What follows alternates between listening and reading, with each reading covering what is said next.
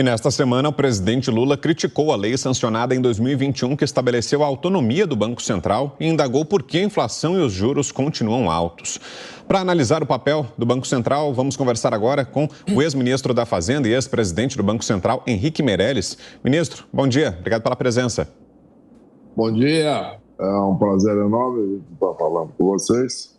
Prazer é nosso. É, de fato, um tema relevante, um tema muito importante, dependência do Banco Central, a conquista histórica e institucional para o país, uma evolução, se alinhando com aquilo que ocorre nos países mais avançados, etc., há muito tempo. O Brasil talvez tenha sido o último país, aí, entre os países relevantes, a aprovar a independência formal do Banco Central. Mas é um avanço importante e que eu tenho certeza de que no final vai prevalecer e será mantido. Pois é, mas esse avanço, como o senhor colocou, foi questionado pelo presidente Lula. O que o senhor achou, ministro, dessa declaração? Olha, é normal que o presidente, assumindo agora nessa sua fase, onde ele está querendo um impulso na economia logo no início do governo, etc., com expansão fiscal e etc., ele possa se incomodar um pouco com o Banco Central fazendo uma política de controle de juros e de controle da inflação através, portanto, desse aumento de juros.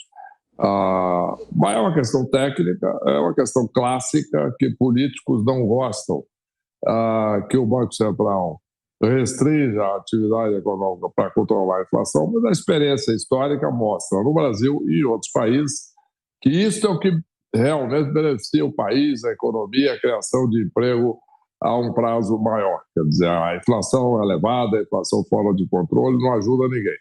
Portanto, é muito importante isso, apesar de que a curto prazo incomoda um pouco, é normal, os dirigentes do Executivo, inclusive o próprio presidente, mas é muito importante que o Banco Central faça o seu papel, controle a inflação para que o Brasil possa crescer com equilíbrio e gerar emprego e renda. Oi, ministro, bom dia. Gostaria que o senhor falasse quais os riscos, então, de o banco perder essa autonomia, o que poderia acontecer?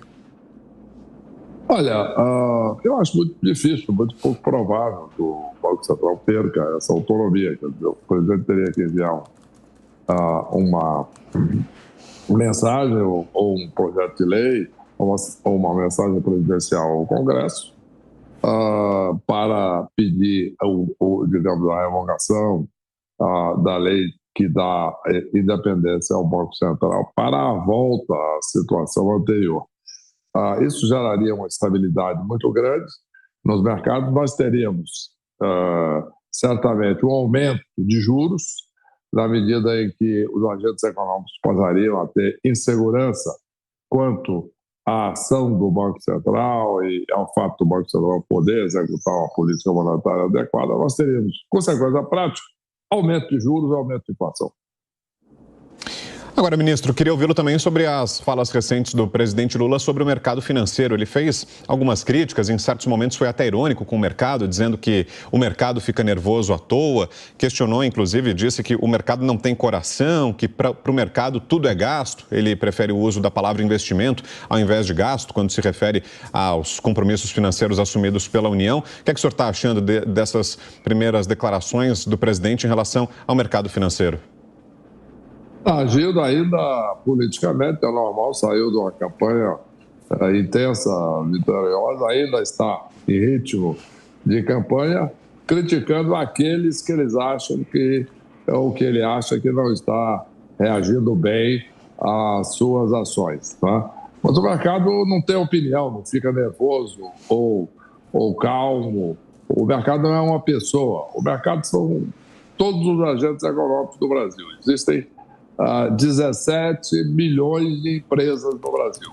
A cada empresa, o padeiro, lá numa cidade do interior, quando ele acha que a economia vai crescer, que o governo está tomando medidas adequadas, etc., que ele vai aumentar a venda de pães, ele compra mais trigo, ele contrata funcionário, etc., para produzir os pães. Se ele acha que vai cair a venda de pós, ele faz o contrário. Né? Ele não compra menos, ele já eventualmente desliga funcionários e tal. Isso é mercado. O mercado tem também os grandes gestores, fundos que operam lá na região da Faria Lima, etc. Mas isso é uma parte do mercado, talvez a parte mais visível. Mas todos aqueles que estão gerindo os seus negócios, etc., eles são parte do mercado. E não tem sentido se esperar que esse padeiro lá do interior ou o grande gestor de fundo vai tomar uma decisão errada, que vai prejudicar a sua atividade, vai tomar prejuízo, eventualmente ter dificuldades financeiras, só para agir politicamente. O mercado não age politicamente, o mercado age em função da administração de cada negócio, seja a pequena empresa no interior, seja a grande empresa fabricante de veículos aqui no ABC Paulista, seja as instituições financeiras, em resumo, todos aqueles são gestores profissionais pagos para gerir bem o patrimônio dos milhões de acionistas que compõem aí a participação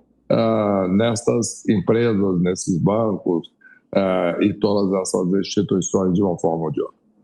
Ministro, agora falando sobre o mundo, né, economia mundial, há um risco de uma recessão global neste ano de 2023? E o Brasil, qual o cenário do Brasil? Olha, sim, há o risco de uma recessão mundial.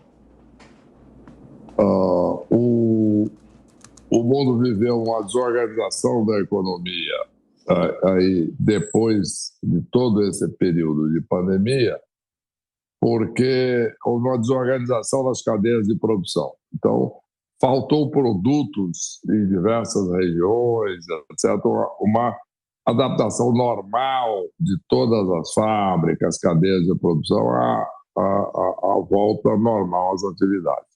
E, ao mesmo tempo, os governos injetaram muito dinheiro, principalmente do governo americano, injetou muito dinheiro na mão da população. Então, você teve, ao mesmo tempo, uma queda do fornecimento de bens e produtos por dificuldade de produção e adaptação normal pós uma coisa tão grave quanto a pandemia, e, ao mesmo tempo, um aumento da demanda por esses produtos em função exatamente da injeção de dinheiro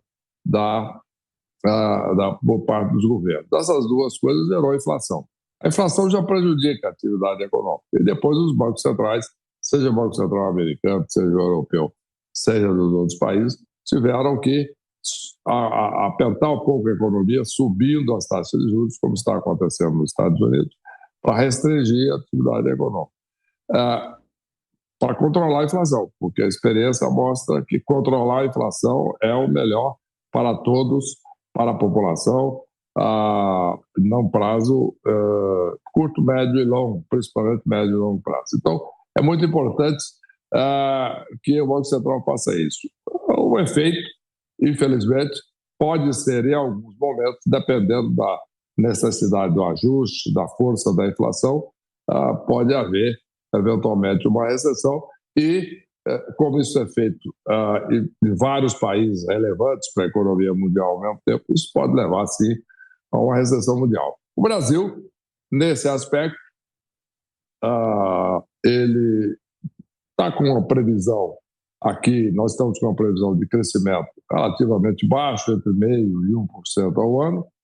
A recessão mundial, uma certa queda da atividade mundial, prejudica um pouco, cai um pouco a demanda por produtos brasileiros, etc. Mas como, infelizmente, o Brasil não é o que seria o ideal, um grande exportador de produtos industriais, manufaturados, etc., o Brasil exporta fundamentalmente alimentos e minerais, isso aí é menos afetado por essa atividade mundial um pouco menor, porque a demanda por alimentos, ela por motivos óbvios, ela se sustenta um pouco mais. Então, o Brasil será menos afetado por isso. Não é um ambiente favorável, mas também não é algo que afeta o Brasil, como, por exemplo, aqueles países que são grandes exportadores de manufaturados, etc., sente mais diretamente isso.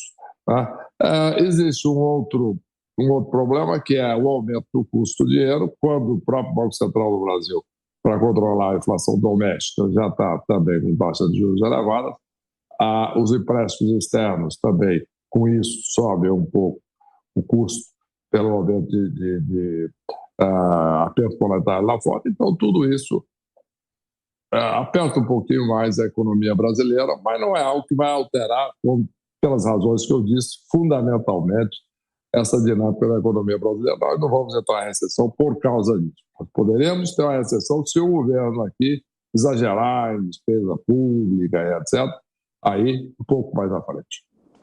Ô ministro, e além da autonomia do Banco Central, sobre a qual a gente falava agora, um outro dispositivo econômico recente que foi criticado pelo presidente Lula foi o teto de gastos. Foi inclusive no dia da posse, Lula disse que é uma estupidez e que teria que ser revogado. Inclusive foi instituído durante o governo do ex-presidente Michel Temer, do qual o senhor foi o ministro da Fazenda. Essa postura do presidente Lula o preocupa, ministro? Não, eu acho que já está claro que o governo está preocupado com o controle das despesas, vai colocar, vamos chamar um outro teto, que agora se chama de âncora fiscal. Isso é nome, você pode dar o nome que você quiser. O teto poderia ter chamado de âncora fiscal, agora está chamado de teto, ou vice-versa. Então, uma nova âncora fiscal está sendo discutida, etc., exatamente para controlar as despesas, o que é fundamental. Então, o importante é que isso evoluiu, o ministro Fernando Haddad assumiu, viu a dimensão dos problemas, a ministra Simone Tebet, etc. Então, tudo isso está fazendo com que, com toda a equipe, eles cheguem à conclusão que nós precisamos de um limite para gastos, que foi chamado de teto naquela oportunidade. Então, agora vamos discutir o que está mais ou menos já na época de discutir, quando o teto foi aprovado. Ele já tinha uma previsão de que, depois de alguns anos, ele deveria sofrer uma revisão de quais são os índices, etc., de adequação do teto.